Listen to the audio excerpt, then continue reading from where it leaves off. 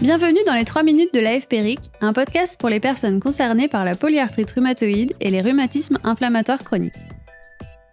Dans chaque épisode, des infos, astuces et conseils qui vont à l'essentiel. Aujourd'hui, dans notre série Passion Acteur, nous recevons Sandra Cachon, assistante sociale à l'AFPRIC.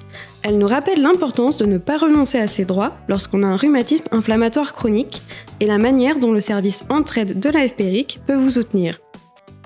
Souffrir d'un rhumatisme inflammatoire chronique peut rendre plus vulnérable. La méconnaissance des dispositifs existants peut vous pénaliser davantage. C'est difficile de se soigner correctement quand on ne bénéficie pas d'une prise en charge adéquate, d'un revenu suffisant ou d'un environnement adapté. C'est pourquoi les aides sociales existent. Grâce à Internet, l'accès à l'information semble facile et à la portée de tous. Sur les sites des organismes et services publics, il est possible de trouver des réponses à ces questions, de créer des espaces personnels sécurisés, d'effectuer ces démarches en ligne.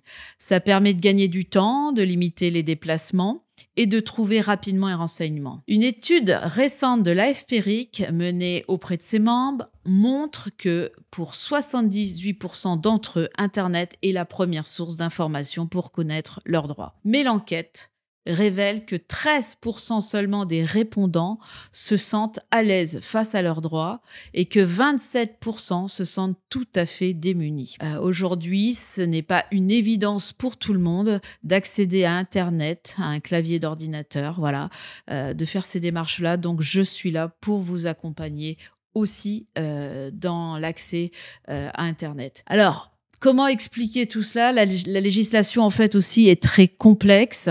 Comment savoir si l'information correspond bien à sa situation et si l'on a toutes les cartes en main pour faire sa demande ?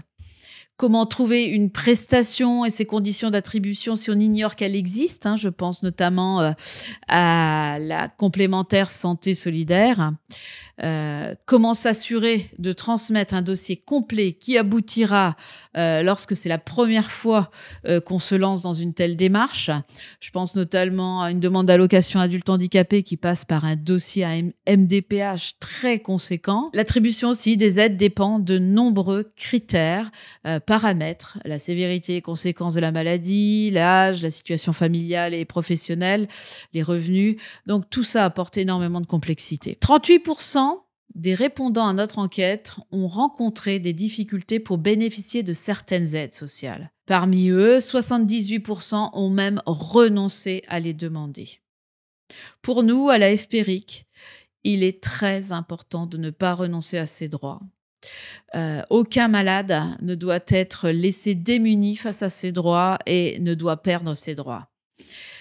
C'est pour cela que nous vous donnons beaucoup d'informations utiles, concrètes sur le blog Entraide, dans la rubrique Entraide Polyarthrite Info, dans le magazine, ou bien auprès tout simplement de notre service. Donc moi, je suis là en tant qu'assistante sociale, je suis disponible pour répondre à toutes vos questions, évaluer votre situation et vous donner des conseils personnalisés et si besoin, vous accompagner dans vos démarches. Pour conclure, face à une difficulté dans votre quotidien, solliciter le service Entraide est toujours légitime et justifié. N'hésitez pas à me contacter par mail, par téléphone, avant même d'entamer vos démarches. Merci à Sandra Cachon pour son intervention. Nous remercions également le laboratoire UCB qui a apporté son soutien institutionnel à la réalisation de cet épisode. Ça vous a plu ?